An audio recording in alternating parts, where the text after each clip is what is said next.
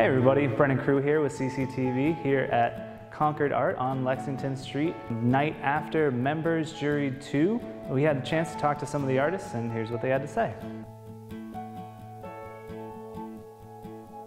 I'm here with Ann Turley, one of the artists featured at Jurors Night 2. Ann, can you talk to us a little bit about your piece that you had? Yes, I had two pieces juried into this show. One is a small piece, it's a found object collage, which is right in back of me. And beautiful. The other piece is a multimedia drawing. So talk to us a little bit about the inspiration for these pieces. Well, the inspiration for the found object collage, the figures, was an article from the New Yorker magazine. Mm-hmm. It was stylish New York couples. Oh, okay. Interesting. Yeah, it was very inspiring. Yeah. There were actually 4 couples described, right. But it was really great to work from. Right. So is this one of the couples specifically that you really honed in on? Yeah. Yes. Great. Terrific. You know, when it comes to size of paintings, I noticed, you know, the 2 artworks that you have here are different sizes. Does that ever go into your consideration, or, you know, just whatever feels right? Yeah, whatever feels right. This was one of 3 that I did. There were 4 stories. I created work based on 3 of them. It just seemed more right, an intimate piece, because they were couples. Right, yes, yeah. So you wanted to have a closer space, probably, yeah. I started by taking discarded pieces of watercolor paper, some paintings that I cut up, and then also I created new pieces of watercolor.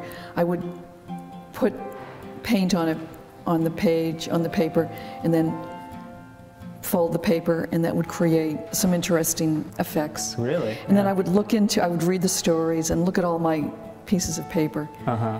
And sometimes I would see a face that would go with a certain story, which I actually did use. And for example, there's an arm that is created in the female figure that was just there. I didn't paint that. Yeah, so it worked out nicely, yeah. You actually were awarded in the Jurors Night. How does that feel to a piece of work awarded something? It feels good. Yeah. Yeah, it feels good. It's really nice to get recognition. Just to be in the show is an honor. Well, Ann, thank you so much for being with us. Okay.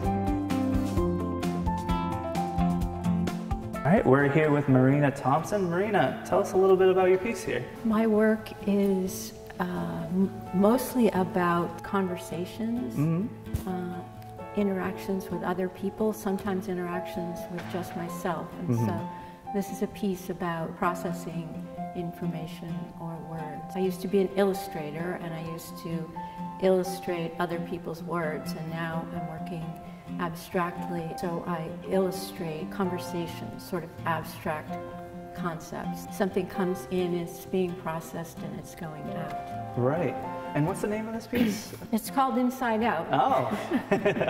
So tell me about the materials you used for this piece. When I was an illustrator, I worked digitally a lot because it was a good way to work. It was easy to work with magazines and books that way. So I became very fluent in computer programs. And so now I find that whenever I have an idea, I might sketch it with a pencil, but then I will almost always go to the computer and work out my ideas. So I go back and forth on the digital medium, and then I print that out, and then I wax. I use beeswax, and I saturate the papers with beeswax. So the layers are collaged together with wax instead of glue. And then I paint on top of the pieces with different kinds of paint. Wow. So this piece has oil paint and pigment stick and some encaustic paint on top of it. Wow. Has this been the way that you express yourself for a while, or is this a branching out? It's sort of evolving. I started doing prints just digitally, and then I wanted to make them more layered and complex. So I found that the encaustic and the wax has a very interesting way of reflecting the light. It refracts and reflects color. Oh, okay. It just adds another dimension the way the colors react with each other. Absolutely. That's great. Well, thank you so much for taking the time. Thank you, and thank you for Concord Art for including my art in the show.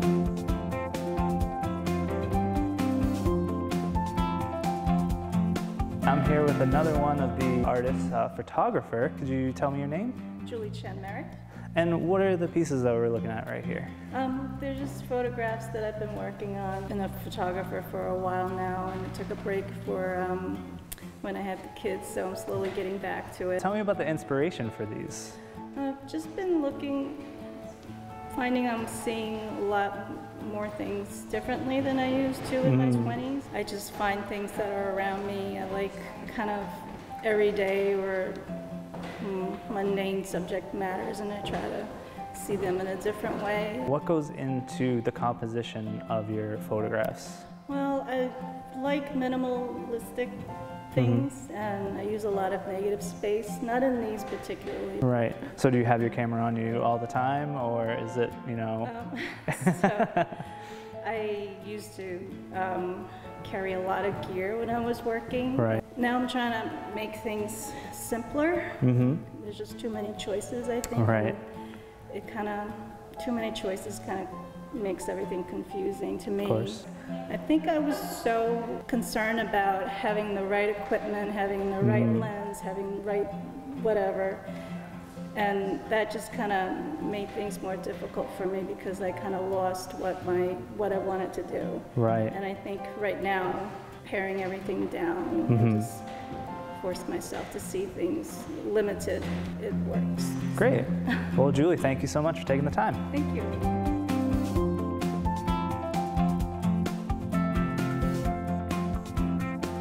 We're here with Carolyn Lesson. Carolyn, could you tell us a little bit about your piece here?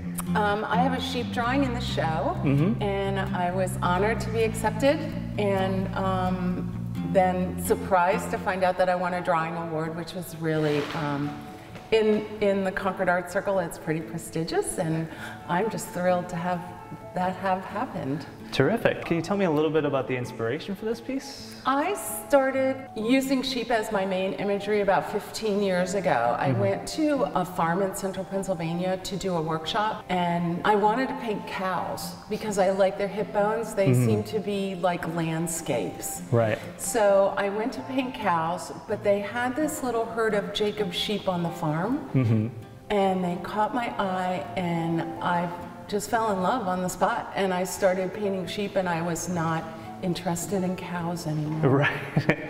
It's hard, I'm sure, to put into words, but what about sheep as a medium do you find, you know, so interesting and appealing going back to? My art teacher, who I've been with since 1989, we all have mentors, way back when, told me to paint what I love. Well, I love animals. Right. So, any kind of animal just really touches my heart and makes me feel joyful. And my art making for me is very joyful. So as long as I'm doing animals, I'm happy. That's great. What led you to drawing as your medium as well? Well, I'm traditionally trained. Drawing has always been part of traditional training. And when I say traditional, I mean I learned drawing, and I learned how to grind my own paints, and I made my own black oil, and made my own Italian medium, stretched my linen, prepared it with rabbit skin glue and white lead, and all that old master process that is a very rare thing anymore, but I'm old enough to have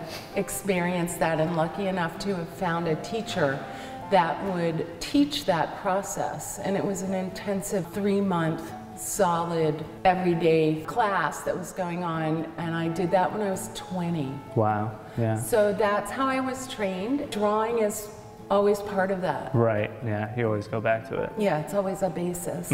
Absolutely. All right. Well, thank you so much for taking the time. Oh, well, thank you. It's a pleasure to have this happen, and I thank Concord Art for giving me the opportunity to show my work, and to be involved in this great organization has really been a thrill too. Great. Well, we look forward to more of your work. Thank you.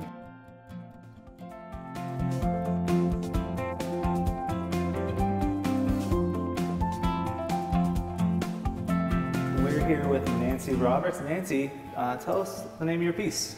It's called 23 Years Later. It's a self-portrait about myself 23 years ago when I was pregnant with my daughter. And then now. I've been doing a whole series of self-portraits of ones that I took a long time ago and ones related or echoing myself now.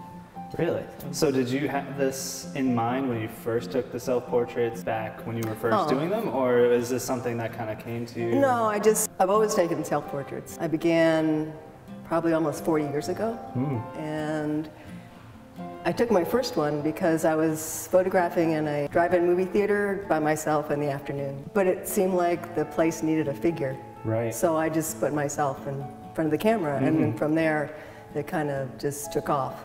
Really? And also I was in college, early 70s. The feminist movement was just beginning. Right. I began to read a lot about feminist art.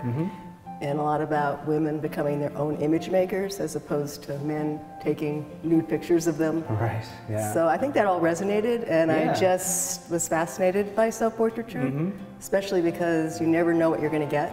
I mean, nowadays with digital, it's easy. You can take the picture and see it, but back then with film, you know, you took a whole roll and you didn't know what was going to be there, and that was part of the fun.